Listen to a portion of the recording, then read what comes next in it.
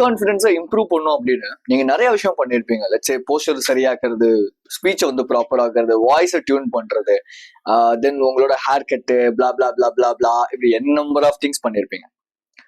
But self confidence improve பண்ணணும் அப்படிங்கிறது ஆடிங்ல இல்ல, சப்ராக்டிங்ல இருக்கு.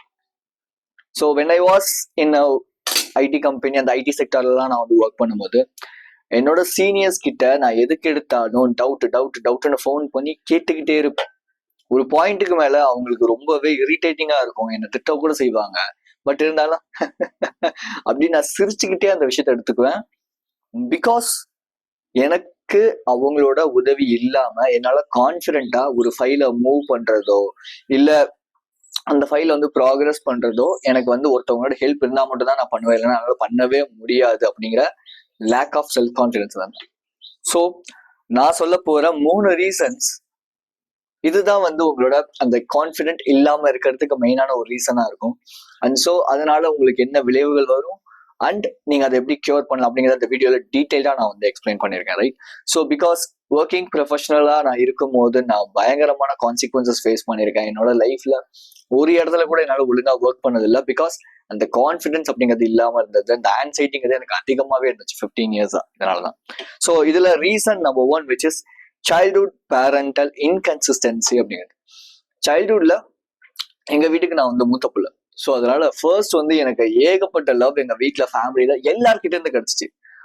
பட் இங்க எங்க ப்ராப்ளம் ஆச்சு அப்படின்னா, என் தம்பி வந்து பிறக்கும் போது, எங்க பெரியமா பையன் சின்ன பையன் அடுத்து வந்து பிறக்கும் போது இந்த லவ் அப்படிங்கிறது கொஞ்சம் கொஞ்சம் அப்படியே மாற ஆரம்பிச்சுச்சா.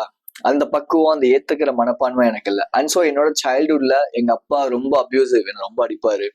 எங்க அம்மாவுக்கு வந்து மூட் ஸ்விங்ஸ் அதிகமா இருக்கும். அதனாலே சம்டைம்ஸ் வந்து நல்லா பேசுவாங்க, சம்டைம்ஸ் வந்து அடிப்பாங்க. அவங்க எந்த நேரத்துல என்ன பண்ணுவாங்கன்னே தெரியாது. ஸோ இந்த மாதிரியான ஒரு இன்கன்சிஸ்டன்டான ஒரு லவ், அந்த ஒரு எமோஷன் பாண்ட் எதுவுமே எனக்கு கிடைக்கல. ஸோ அதனால என்னாச்சு அப்படின்னா, நாளாக நாளாக நான் ரொம்ப ரூடாகவும் ரொம்ப டிபெண்டாவும் மாற ஆரம்பிச்சிட்டேன். ஒரு கான்ஃபிடென்ட் இல்லாம எதுவா இருந்தாலும் அவங்கள டிபெண்ட் பண்ணி யாராவது ஒருத்தர் என்னை வந்து சேவ் பண்ணணும், யாராவது ஒருத்தர் எனக்கு ஒரு கேரையோ அன்பையோ கொடுத்தாதான் என்னால எல்லா இடத்துலயும் சர்வை பண்ண முடியும். இது என்னோட ஒர்க் ரிலேட்டடான எல்லா இடத்துலயுமே பயங்கரமான ஒரு டாக்ஸிக்கான ஒரு பிஹேவியரா மாறிடுச்சு, ரைட்? யாராவது ஒருத்தரை டிபெண்ட் பண்ணி என்னோட ஒர்க் போனா கூட டிஎல்ஐயோ இல்ல வந்து என்னோட சீனியரோ டிபெண்ட் பண்ணியே இருக்கிற ஒரு மென்டாலிட்டிக்கு போக ஆரம்பிச்சிட்டேன். இது நம்பர் 1. நம்பர் 2, பாஸ்ட் நடந்த அபியூசிவ் அண்ட் ரிஜெக்ஷன்ஸ். இது எல்லாமே அபியூசிவ் இந்த சென்ஸ் மேபி பிசிக்கலா இல்ல செக்ஷுவலா எப்படி வேணாலும் ஒரு அபியூசிவ் நடந்திருக்கலாம் உங்களுக்கு. என்னோட பாஸ்ட்ல எனக்கு வந்து நடந்திருக்கு, மேபி உங்களுக்கு நடந்திருக்கலாம். At the same time rejections, எனக்கு என் நம்பர் ஆஃப் ரிஜெக்ஷன்ஸ் நான் ஃபேஸ் பண்ணியிருக்கேன்.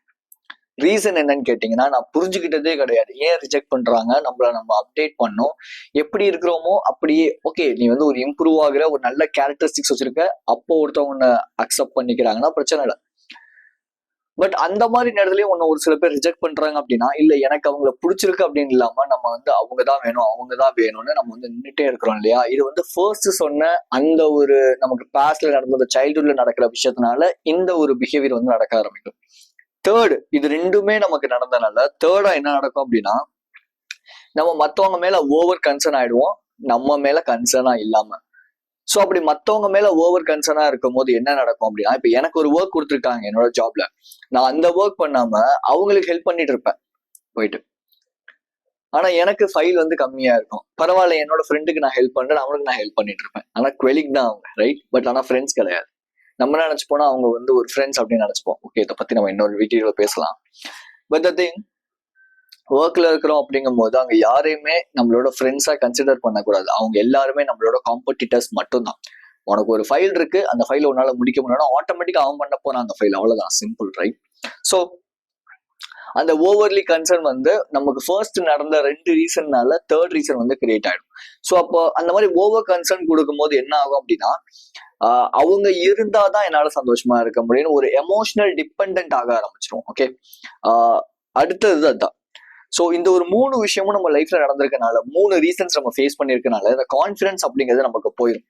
அவங்க சந்தோஷமா பேசினாதான் நமக்கு சந்தோஷம் அப்படிங்கிற ஒரு மென்டாலிட்டிக்கு போறது தான் வந்து ஒரு எமோஷனல் டிபெண்டன்சி அப்படின்னு சொல்லுவாங்க. அதாவது இப்ப ஏதோ ஒரு பர்சன் உங்க ஆஃபீஸ்ல உங்க பக்கத்துல வந்து உட்காந்தா, உங்களுக்கு ரொம்ப பிடிச்சிருந்தா மட்டும்தான் நீங்க வேல்யூபிளா அவங்களை நீங்க நினைப்பீங்க. கான்பிடன்ஸ் அங்கேருந்து தான் வரும். உங்களுக்குள்ளே அந்த செல்ஃப் கான்பிடன்ஸ் அப்படிங்கிறது இருக்கவே இருக்காது. ஓகே, இந்த ஆஷ் ஏன் வச்சிருக்கேன்னா இன்னைக்கு ஆஷ் வெனஸ்டே, நான் அந்த வீடியோ போஸ்ட் பண்ணும்போது தேர்ஸ்டேவா இருக்கும், ரைட்? ஸோ அதனால இதெல்லாம் கொஞ்சம் என்னால மாத்திக்க முடியாது, நான் கொஞ்சம் ஸ்பிரிச்சுவல் பர்சன். ஸோ கொஞ்சம் இதை நீங்க அட்ஜஸ்ட் பண்ணிக்கோங்க, ரைட்? ஸோ இந்த ஒரு 3 ரீசன்ஸ் இருக்கிறனால இது எப்படி உங்களோட ஒர்க் லைஃபை பாதிக்கும் அப்படின்னா, உங்களோட ஒர்க் லைஃப்ல இருக்கிற கான்ஃபிடன்ஸை எப்படி பாதிக்கும் அப்படின்னா 2 விஷயம் மூலியமா பாதிக்கும். நம்பர் 1, வேலிடேஷன் டிபெண்டன்சி அப்படிங்கிறது. உங்க ஒர்க்கை யாராவது வேலிடேட் பண்ணா மட்டும்தான் நீங்க பெருசா கன்சிடர் பண்றீங்களே தவிர உங்க ஒர்க் ஓகே நான் கரெக்டா தான் பண்ணிட்டு இருக்கேன் அப்படிங்கிற ஒரு டிபெண்டன்சி உங்களுக்கே இருக்காது. லெட்ஸ் சே உங்களுக்குள்ள அதிகமான கான்ஃபிளிக்ட் கிரியேட் ஆயிட்டே இருக்கனால நீங்க மத்தவங்க கிட்ட போய் இது நான் கரெக்டா, இது பண்றது கரெக்டா அப்படின்னு சொல்லி கேட்டுட்டே இருப்பீங்க. லெட்ஸ் சே இப்போ எக்ஸாம்பிளுக்கு சொல்லலாம் அப்படின்னா, நீங்க வந்து ஒரு ஒர்க்கிங் ப்ரொஃபஷனலா இருக்கீங்க, ஐடிலயோ இல்லை ஐடி ரிலேட்டட் கார்பரேட் செக்டார்லயோ ஒர்க் பண்ணிட்டு இருக்கீங்கன்னு வச்சுப்போம். உங்களுக்கு ஒரு ஃபைல் அலோகேட் பண்ணிருக்காங்க, அந்த ஃபைல் நீங்க முடிச்சிட்டீங்க. ஐயோ இப்போ நான் இதை யார்ட்டையா சொல்லுமே அப்படின்னு சொல்லி பக்கத்துல ஏதாவது சொல்லிட்டானா, மச்சான் நான் பத்தியா ஃபுல்லா முடிச்சிட்டேன் அப்படின்னு சொல்லி ஒரு கெத்து காட்டணும், அவன் வந்து நம்மள வந்து ஒரு வேலிடேட் பண்ணணும் அப்படின்னு சொல்லி நீங்க நினைப்பீங்க. பிகாஸ் இங்க வந்து எக்ஸ்டர்னல் வேலிடேஷன் அதிகமா இருக்கும். அவன் அந்த மாதிரி வேலிடேட் பண்ணாதான் அந்த கான்ஃபிடன்ஸ் அப்படிங்கிறது பீக் ஆகுமே தவிர நான் முடிச்சிட்டேன், நான் பண்ணிட்டேன், எனக்கு ரொம்ப சந்தோஷமா இருக்கு அப்படின்னு யோசிக்கவே மாட்டோம். நானும் அப்படிதான் இருக்கேன். நான் ஏதாவது ஒரு ஃபைலோ இல்ல ஏதாவது ஒரு ஒர்க் முடிச்சிட்டா என் டீம் லீடரை நான் அப்ரிஷியேட் பண்ணல அப்படின்னா எனக்கு அந்த ஒர்க் வந்து ரொம்ப போர் அடிச்சு போயிடும், பண்ண மாட்டேன், ஐயோப்ப அப்படின்ட்டுருவேன். அந்த மாதிரி அப்படின்னு மூஞ்சி அடிச்சாலும் சொல்ல மாட்டேன், சும்மா ஒரு எக்ஸாம்பிளுக்காக சொன்னேன், சரியா? 2வது, டிசிஷன் டிபெண்டன்சி அப்படிங்கிறது கிரியேட் ஆகும். டிசிஷன் டிபெண்டன்சி அப்படிங்கிறது என்னால ஒரு டிசிஷன் எடுக்க முடியாம நான் எடுக்கிற டிசிஷனுக்கு மத்தவங்க கிட்ட போய் இது கரெக்டா அப்படின்னு கேட்கும் போது இது கரெக்ட் தான்டா அப்படின்னு சொல்லி சொன்னாங்கன்னா தான் you will feel huge amount of clarity on yourself. Because சின்ன வயசுல இருந்து அந்த ப்ராப்பரான அந்த ஒரு கைடன்ஸ் இல்லாதனால, அந்த ப்ராப்பரான அந்த ஒரு நீ போய் கஷ்டப்பட்டு ஒலை அப்படிலாம் உங்க வீட்டுல சொல்லாம ரொம்ப உங்களை வந்து கேர் பண்ணி ப்ரொடெக்ட் பண்ணி பாதுகாத்து வளர்ப்பாங்க. ஓகே நீ இது பண்ணியா போச்சுடா, வேண்டாம்டா போச்சு கீழே விழுந்துட்டியா, இதுக்குதான் அப்பயே சொன்னேன் பார்த்து பார்த்து பண்ணு. இந்த மாதிரி என் நம்பர் ஆஃப் இது வந்து இருக்கும். இப்ப எங்க வீட்டுல எடுத்துக்கிட்டீங்கன்னா ஒரே ஒரு விஷயம் தான் நடக்கும் அடிக்கடி. கிரவுண்டுக்கு நான் விளையாட போகணும், பசங்களோட போகணும்னு கேட்பேன். எங்க வீட்டுல இருக்கவங்க கிரவுண்டுக்கு எல்லாம் போனா நீ வந்து கெட்டு போயிடுவ, அங்க இருக்கிற பசங்க எல்லாம் குடிப்பாங்க, நீயும் குடிக்க ஆரம்பிச்சிருவ. ஆனா அங்க போனனால நான் குடிக்க ஆரம்பிச்சேன், அது வேற விஷயம். சோ இங்க மேக்டர் என்ன, இந்த கான்செப்ட் என்ன அப்படின்னா, ரொம்ப அவங்க நம்மள வந்து அவங்க கண்ட்ரோல்குள்ள வச்சுக்கணும்னு நினைப்பாங்க. ரீசன் என்னன்னு கேட்டீங்கன்னா, அவங்க அந்த மாதிரி சுச்சுவேஷன்ல வளர்ந்துருப்பாங்க. மேபி இந்த மாதிரி ரொம்ப நம்ம ப்ரொடெக்ட் பண்ணோம்னா அந்த பர்சன் நம்ம கூடயே இருப்பாங்கிற ஒரு மென்டாலிட்டி. இது லவ் ரிலேஷன்ஷிப்ல இருக்கும், not only in love relationship. இப்போ இது வந்து ஒர்க் ப்ரொஃபஷனல் சொல்லி இப்படி எல்லா இடத்துலயுமே இந்த ஒரு டிபெண்டன்சிங் இது கிரியேட் ஆகும்.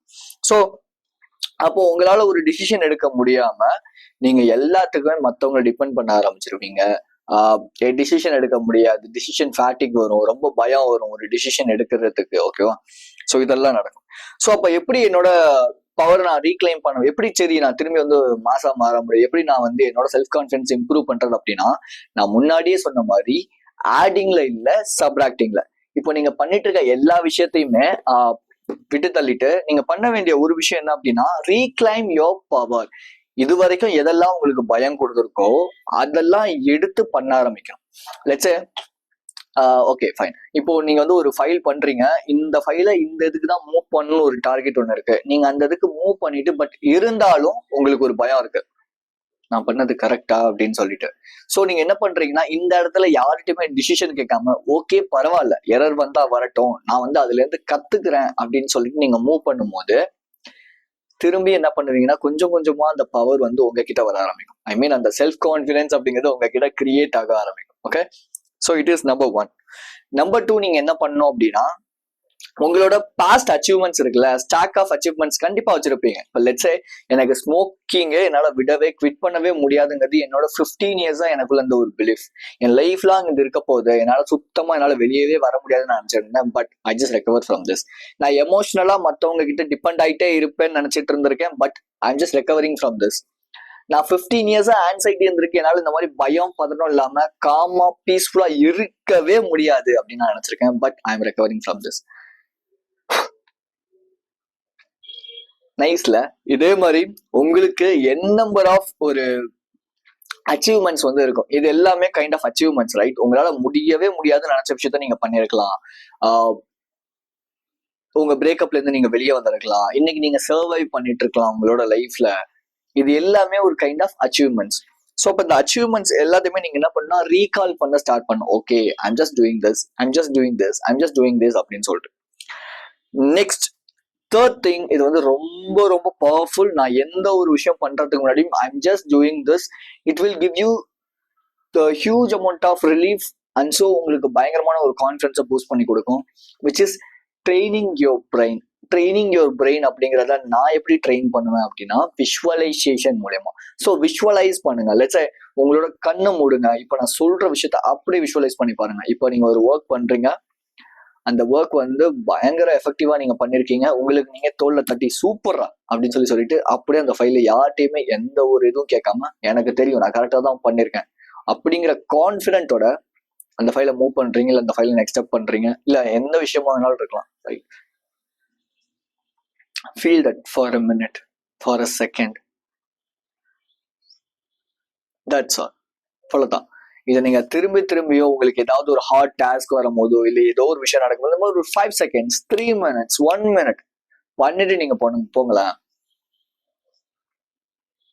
கண்டிப்பா உங்க லைஃப்ல நீங்க கான்ஃபிடென்ட் அப்படிங்கறத பயங்கரமா ஃபீல் பண்ணுவீங்க. ரைட், ஸோ இதே மாதிரி நீங்க ஆன்சைட்டில இருந்து கான்ஃபிடென்ட் ஆகணும், நான் கிளாரிட்டி ஆகணும், என் லைஃப்ல நான் ஸ்ட்ராங்கா மாறணும்னு நினைக்கிறீங்கன்னா நான் பீப்புளுக்கு ஒர்க்கிங் ப்ரொஃபஷனலுக்கு கோச் பண்ணிட்டு இருக்கேன். ரைட், இது வந்து ஒரு 3 months கோச்சிங் பேக்கேஜ் இருக்கும், 2 months கோச்சிங் பேக்கேஜ் இருக்கு. ஸோ கீழே வாங்க, கேலண்ட்லி அப்படின்னு சொல்லிட்டு ஒரு லிங்க் இருக்கும், அதுல போய் ஷெடியூல் பண்ணிக்கோங்க மீட்டிங்கை. 15 to 20 minutes உங்களுக்கு ஒரு டிஸ்கிரிப்ஷன் மாதிரி நான் வந்து லைவா கொடுப்பேன். தென் நீங்க என்னங்கிறத அங்க நீங்க வந்து என்கிட்ட சொல்லலாம். ரைட், ஸோ அண்ட் மேபி நீங்க ஏதாவது ஒரு கம்யூனிட்டியில ஜாயின் பண்ணணும்னு நினைக்கிறீங்கன்னா பெய்ட் கம்யூனிட்டி நான் வந்து வச்சிருக்கேன் வாட்ஸ்அப்ல 999 மந்த்லிக்கு. அங்க வீக்லி வந்து கால்ஸ் இருக்கும். தென் அப்பப்போ நான் மெசேஜ் போடுவேன், மேபி பிடிஎஃப்ஸ் ஏதாவது இருந்துச்சுன்னா நான் உங்களுக்கு சென்ட் பண்ணுவேன். ஸோ யூ கேன் கெயின் ஒரு கம்யூனிட்டியா நீங்க மாறும் போது உங்களுக்கு ஈஸியா இருக்கும் இந்த மாதிரி ப்ராசஸ்ல இருந்து ரெக்கவர் ஆகிறதுக்கு. ரைட், ஸோ லிங்க்டின்ல நான் வந்து போஸ்ட் போட்டுட்டு இருக்கேன். இஃப் நீங்க லிங்க்டின்ல இருக்கீங்க அப்படின்னா மேபி போய் பாருங்க. Right, so be strong, stay positive. This is KJ and I will see you in this confident clarity giving video, and thank you for watching my video.